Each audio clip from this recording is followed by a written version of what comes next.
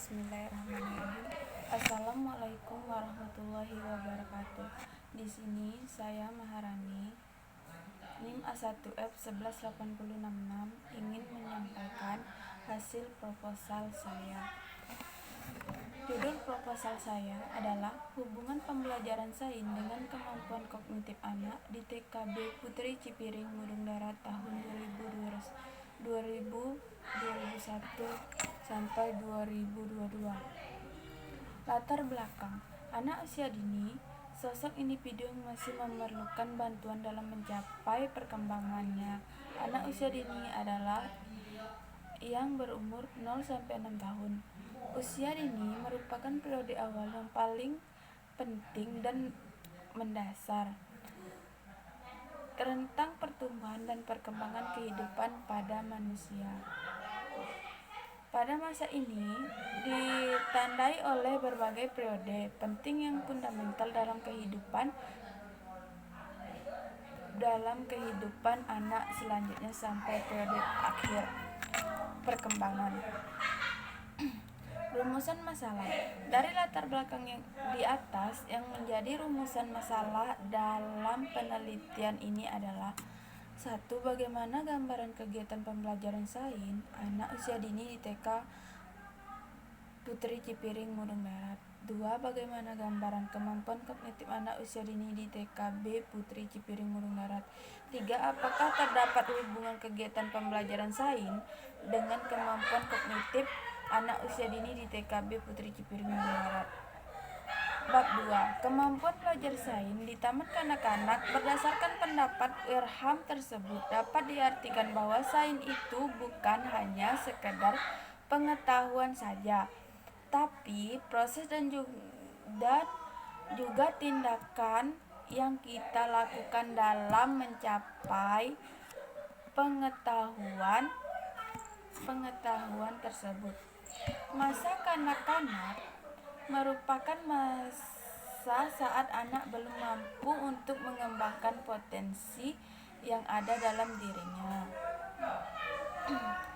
Manfaat belajar sains: membantu guru dan orang tua dalam memahami manfaat dari kegiatan yang nyata, membuka wawasan guru dan orang tua tentang pentingnya peranan mereka, menyadarkan guru dan orang tua bahwa mereka sebagai motivator bagi anak. Tujuan pengembangan belajar sains untuk anak usia dini. Sumaji mengemukakan bahwa tujuan sains yang mendasarkan adalah untuk memupuk pemahaman, minat, dan penghargaan anak didik terhadap dunia di mana dia hidup. Fokus dan tekanan pendidikan sains terletak pada bagaimana kita membiarkan diri anak didik oleh alam agar menjadi lebih baik. Strategi pembelajaran sains anak usia dini. Proses pembelajaran ini dilakukan dengan melibatkan semua aspek kemampuan anak sekaligus kehendak anak, sehingga proses pembelajaran melibatkan kondisi psikologis, indera, gerak motorik, aspek rasa, dan sebagainya. Peran guru dalam pengembangan sains. Peran guru dalam hal ini adalah membuat strategi kegiatan belajar yang sesuai dengan situasi kondisi di mana kegiatan itu akan berlangsung, dengan memperhatikan apa yang cenderung disukai atau diminati anak pada saat kegiatan berlangsung. Biarkan anak untuk selalu menjalani, menemukan, dan mempelajari sesuatu berdasarkan pada apa yang ia ingin ketahui. Kemampuan kognitif anak usia dini. Kemampuan kognitif dapat dipahami sebagai kemampuan anak untuk berpikir lebih kompleks, serta kemampuan melakukan penalaran dan pemecahan masalah. Perkembangan kemampuan kognitif anak: bagaimana anak mampu mencari tahu, berpikir, dan mengeksplorasi sesuatu.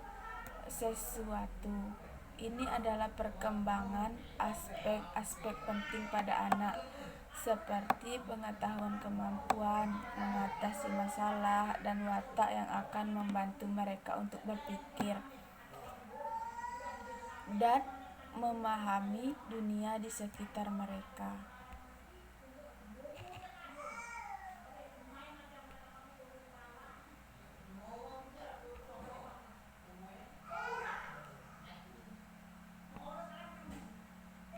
Bab 3. Rancangan penelitian.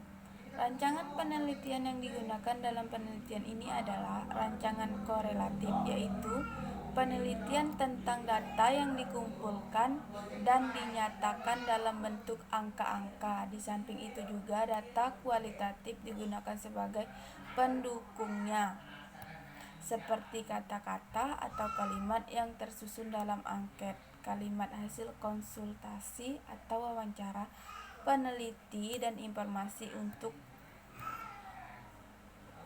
data korelatif yang berasal dari data kuantitatif didapatkan berdasarkan skala pengukuran yang telah ditentukan. Variabel penelitian. Menurut Sugiono, variabel penelitian pada dasarnya adalah segala sesuatu yang berbentuk apa saja yang ditetapkan oleh peneliti untuk dipelajari sehingga diperoleh informasi tentang hal tersebut.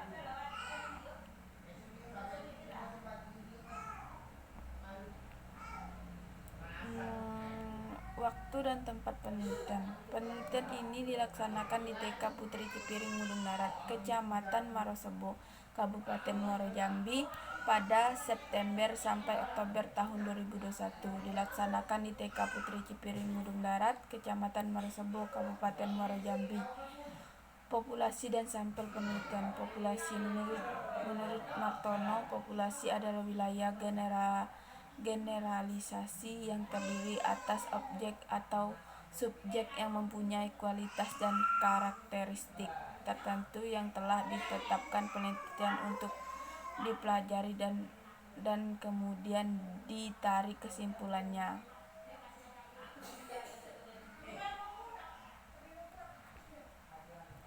Teknik analisis data.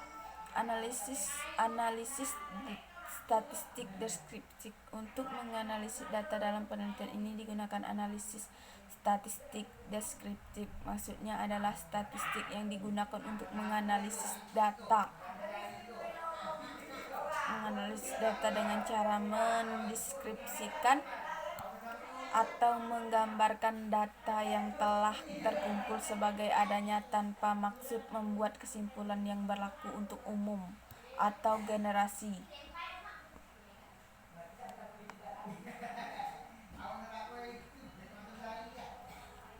Penelitian yang relevan.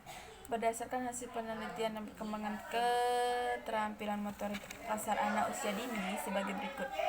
Penelitian yang dilakukan oleh Salim Embun 2014 yang berjudul Upaya Meningkatkan Kemampuan Sains Anak melalui Metode Inquiry pada kelompok B di TK Mojokerto 3 Kedaung Suragen tahun ajaran 2030. Dua penelitian yang dilakukan oleh Mirawati yang berjudul Meningkatkan Keterampilan Proses Sains Anak Usia Dini melalui Aktivitas Berkebun. Baiklah, itulah hasil dari pemaparan proposal saya. Lebih dan kurangnya saya mohon maaf. Wabillahi taufiq wal hidayah. Wassalamualaikum warahmatullahi wabarakatuh.